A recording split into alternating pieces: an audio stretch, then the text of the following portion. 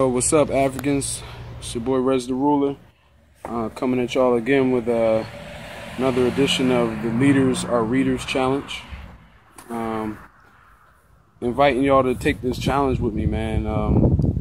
We're going to be recording videos of ourselves, reading from 1 to 3 pages out of a book of your choice that you believe could, enrich somebody, something that you feel might possess some wisdom that the people that you're connected to need to hear. So this book is what I'm going to be reading from today, The ABCs of Making Money. Because let's face it, in the economy that we live in, money talks. All right, and I know a lot of y'all are at work right now while I'm recording this video. So we know what that means. That y'all are out there chasing that. So let's learn how to make money work for us. Chapter 4 is what I'm going to be reading from, and it's entitled Behaving Frugally, Making Yourself Rich, Not Someone Else. So let's get right into this. Many people believe that the answer to all their financial problems is simply to have more money. We often hear the expression, "Everything would be better if I could only get a 10% raise." The problem with this is that most people live beyond their means. They typically manage to outspend their income by between 5 and 10%. Someone told us once, only partly facetiously, it does not matter whether you earn $100 per week or $1,000 per week. You're still going to be $38 short at the end of the month. It's just a universal law. American consumer debt loads are at the highest levels in history, and the total of outstanding credit card debt is the highest it has ever been. Interestingly enough, a large degree of the population has turned to borrowing to finance their retirement contributions. When people actually receive promotions and pay increases, they quickly develop new lifestyles and are once again living beyond their means. This can become what we call the money minimizer's maze. They used to call this owing your soul to the company.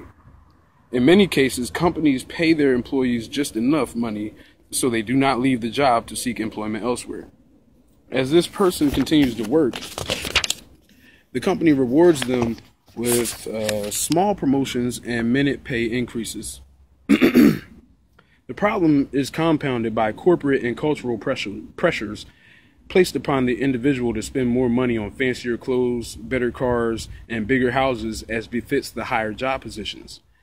The maze comes as the person loses his or her independence. They cannot afford to leave the job and accompanying lifestyle or take time off to realign their life.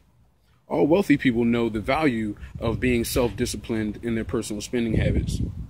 They understand the need to delay instant gratification in their personal spending.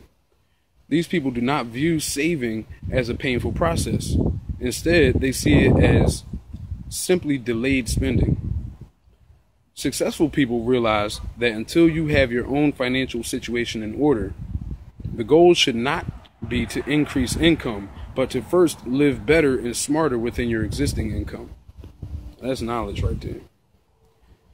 Successful people realize that until you have your own financial situation in order, the goal should not be to increase income, but to first live better and smarter within your existing income. Everywhere you turn, someone is trying to entice you into spending more money. In fact, the economy, for the most part, heavily relies on consumers doing just that. The media is the prime culprit in the indoctrination of the public to believe that those who have money spend lavishly, and if you do not show the material trappings of your wealth, then you are not really wealthy. Some of the most popular television shows are built entirely around the premise of instant gratification. The shows that we are referring to are the game shows that offer the average member of the audience an opportunity to win from a huge array of conspicuous gifts, all packaged up in a neat format. The appeal to the viewer is that an average person like them can win a boat, car, major appliance, vacation, or money in less than an hour with no real effort. This is of tremendous interest to the average person because it feeds on their deep-rooted desire for instant gratification. If the show was reformatted for money magnets, the prizes would be tuition scholarships, business startup grants, 2 weeks of free business consulting services, free legal services to incorporate your business, or free lunch with your favorite wealth mentor. This show would resonate with an audience of money magnets. But the only problem is that money magnets watch very little television, and the little that they do watch is mostly news, documentaries, and the occasional sitcom or drama. The result would be that this newly formatted game show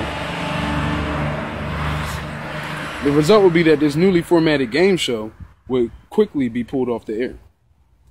Thomas J. Stanley and William D. Danko have spent most of their adult lives studying the daily habits of self-made millionaires, and their research very clearly demonstrates the frugal behavior shared by virtually all wealthy people. They have determined that 75%, get this, 75% of all American millionaires have never spent more than $599 for a suit, $199 for a pair of shoes, or $1,125 for a watch. Let me kick that to y'all again. Catch this, my people. All right? Catch this. They have determined that 75% of all American millionaires have never spent more than $599 for a suit, $199 for a pair of shoes, or $125 for a watch. All right? $1,125 for a watch. So who is buying all of these lifestyle items? It is the moderate to high income earning money minimizers who are buying these lifestyle items, usually on credit, trying to look like they are wealthy, and in doing so never seem to have any money left over to invest in real income producing assets. Okay? Crazy. It is about time we learned how to spend less money. Cutting down on expenses is something many of us are unaccustomed to. It seems so foreign and is likely to be very painful. As you will see, it does not have to be that way. Some of the best role models of frugal behavior are our senior citizens, particularly those who spent their formative years as children during the Great Depression. The sense of cutting back, tightening the belt, and saving for a rainy day is as fresh and real in their minds as it was decades ago. This generation very clearly understands the difference between wants and needs. They are, in a sense, the unsung heroes of frugality. Many people confuse income and wealth. Income is what you earn. Wealth is how much you keep and accumulate. Poor and middle class people spend their lives working for money to buy things that make them look like they have money. But these things do not ever really make them any money. Webster's dictionary defines frugal as behavior characterized by or reflecting economy in the use of resources. The opposite of frugal is wasteful. We define the wasteful lifestyle of a money minimizer as being preoccupied with lavish spending and hyper-consumerism. Frugality is a cornerstone of wealth creation. Now, I know this is a quote that a lot of us use, or you've heard somebody say before, but we buy things we don't need with money we don't have to impress people that we don't know. So think about how you do things with your money, how you live. Who are you trying to impress? What are you living for? What are you earning your money for? Just to buy things and look cute for people, or are you trying to actually, set something up that's going to be lasting, beyond your years?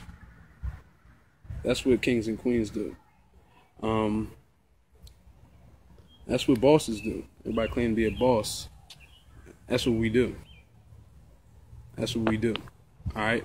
Now I want to shout out my man Brick the Foundation. We got his album coming out on August 22nd called Black Fist. He's giving us a lot of knowledge, a lot of empowering messages in his music. It's a good getaway from the nonsense that we're subjected to on a daily basis, So yeah, but this is the Leaders or Readers Challenge. Hashtag Leaders or Readers. Shout out to my man King Leon X for getting us started with this, man. What's up, African? We're siding with that Born Royalty family, and we're gonna be pushing this. Leaders are readers. You gotta get a wealth of knowledge before you can get a wealth of the moolah. So anyway, like I said, leaders are readers. What's up, African is the movement. Shout out to all my real Africans out there. Peace and black power, y'all. Hold it down. Leaders are readers. Hashtag leaders are readers. You got that? 1 to 3 pages. All right, peace.